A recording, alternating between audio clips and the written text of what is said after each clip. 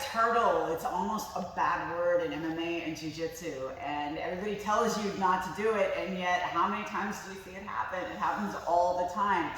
So today we're going to talk about the mechanism of turtle and turtling up defensively in MMA and how we can turn that into offense. All right, as we start turtle, I want to make some very big differentiations here. In Jiu Jitsu, you can kind of rest and turtle if you know what you're doing there. In MMA, you better not. Like, there is no good reason to be resting in this position. We always want to be defensive and we want to be active when we get here. So, number one is going to be your posture. Now, you can have a couple of different postures in this turtle. You can be out a little bit more like Bendy is. I would recommend starting here and more like the Kurt Mickelson type turtle where you've got this frame in here so that you're not directly defending a back attack as well. You have, my offense right now is very limited to trying to punch him in the head, and he already knows that. So number one, we're defending against this. We don't want to be giving up seatbelts and back control. So secondly now, what he has to defend is punches. He can start to do that with kind of a shoulder roll here. So you can see how like, I can't really get any good clean punches on him here. Even if I'm up and I'm moving around and I'm more mobile. The key right here that maybe you're missing is not just his hands, but also his movement. When you are in turtle and MMA, you need to have a sense of urgency, and that urgency needs to be making space immediately. So as I've got my weight on him, notice his structure is good here. This is important. I can't push him over. Like if I start to fight like this, he's got options, and I mean, turtle is very vast, but the important thing that I want you to see here is one, that he's stable, his structure is good. Look, I can stand on him, I can jump on him, can't get my feet in here. His structure is good.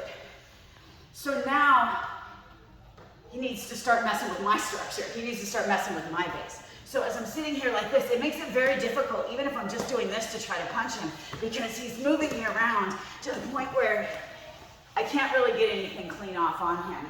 And please remember, yes, you're gonna get punched. It's an MMA fight. If you don't wanna get punched, do Jiu Jitsu. It'll be much safer for you. All right, so the second position he's gonna move into is kind of more of an active position. So what he needs to worry about now is me reaching in and grabbing his hands. You do not want to be dealing with some Khabib style stuff here, right?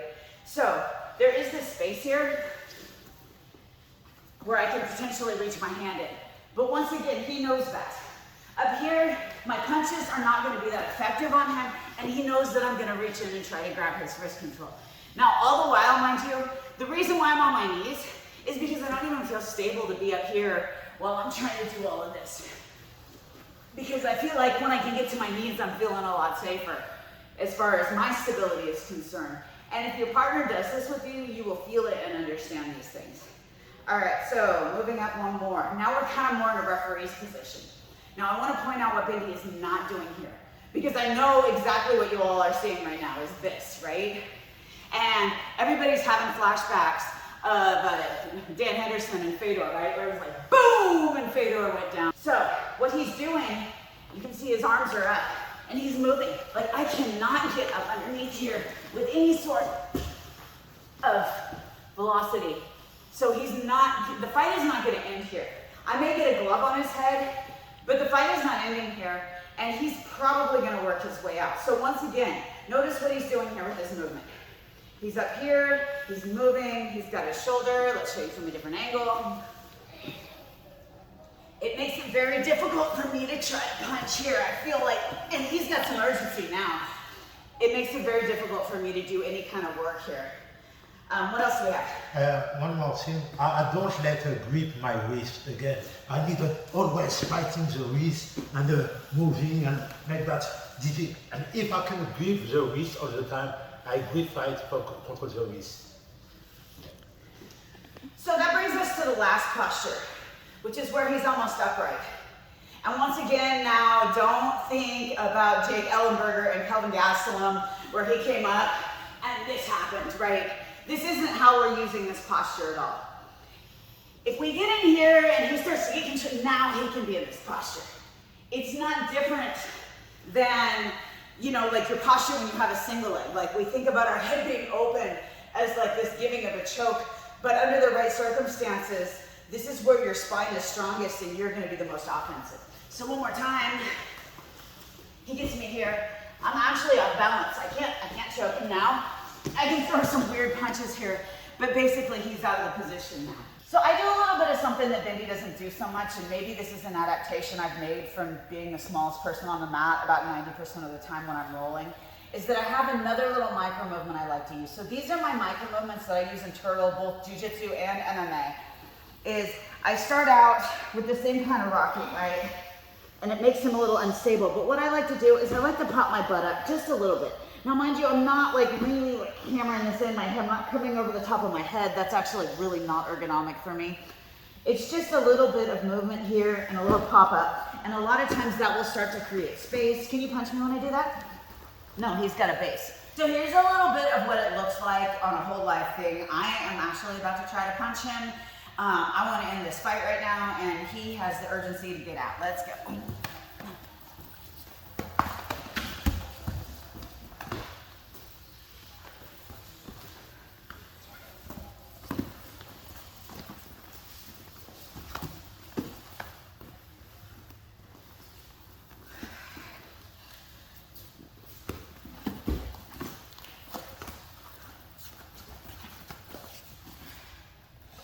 I got one in there. All right, now let's talk about what we're gonna do now that we've made this space and we've got this we've got our defense solid. Now, one of the really good options he has when I start coming here is to do this turn over thing that he's doing there. And when he does that, he can pull me back into a closed guard. Now, again, not great for ground and pounds, so we've got some other plans for that, but this is the basic movement here. Another option, if he can stand up, the more I'm committed to punching him and holding my base, I'm gonna be moving my weight back down his back, and it's gonna make it easy for him just to pop right up. Again, remembering that he needs some control of my wrist and he needs to make sure his neck is safe when he does it. All right, the next one, he's gonna kind of use some movement to get out of the way. Classic sit out in wrestling, right? You guys have learned this. He's gonna move into a panda in that position, and we should be able to work out of that position. Another action he has is actually just to crawl out of my space here, and it kind of makes me slide off. Once again, he can start to generate a lot of movements out of that. And so these are kind of the base movements that we're going to use to generate our offense out of these positions. So here's what it's going to kind of look like live.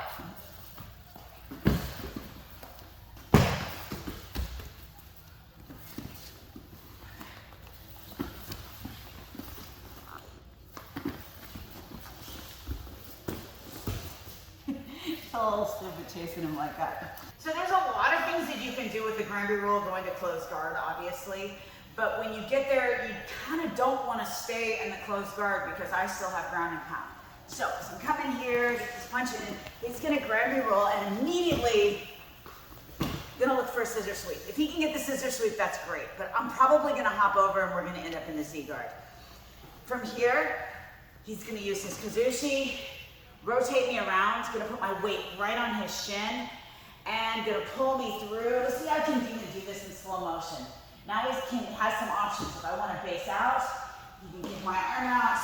We're gonna come over, hit this Bendy lock kneebar, and come back on top. I've got a really great breakdown for that. I will link it in the description, but you get the general idea here. So now we're gonna start looking at what happens with the sit out, right? He's coming here to panda. Now, as he can turn again, chances are good I'm going to maintain right here. He can grab this Bendy control on the way over, rock back, throw this knee bar on, and always we're getting back on top, right? I will link that video as well. Now let's do something we don't have linked. Let's break this down. When he stands up, he's here. He wants to make sure, initially, when he comes up here, that he's got my wrists controlled low. This is really important for a couple of things. If I can control his chest, he's got a different fight now. We've got a different fight here. But if he can keep this low here, also, with his weight leaned forward, it'll make it really difficult for me to suplex him, right? He's got plenty of time to get this leg in the way, to control what he needs to, so I can't suplex him. From here, he's gonna look to grab both of my legs and take me forward. But you can see how he ends up here. Every time you roll, this should be a pretty easy grab right here. So now he's got his Vinny, he's gonna rock me back, Vinny lock on, finishing this knee bar, and staying on his top position. So over time, you're gonna see we're gonna add a lot to this. Turtle is so vast, like we can't even begin to break it down. But if you're in MMA, these are some really great strategies. Work well in Jiu Jitsu too, to keep you safe in this position and to turn this defense where you thought you were in a really bad spot into a really good spot where you can attack your knee bar.